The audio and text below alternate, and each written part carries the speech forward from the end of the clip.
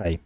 In this video, I'm going to show you how you can block media reuse on your Threads account.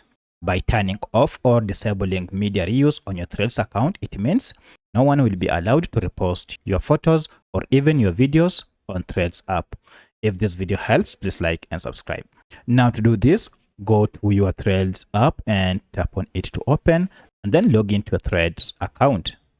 From here, go to your profile icon down below and then tap on these two lines. This will give you access to settings page, and under this, go to more settings. From here, choose media, and here you can see down below we have media reuse.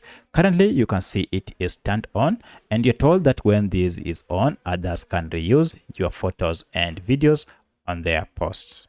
If you turn this off, any existing post reusing your media will still appear. However, you can also prevent reuse of your media on specific posts by limiting who can reply or quote. However, you have to note that this setting does not prevent people from reposting or quoting your posts.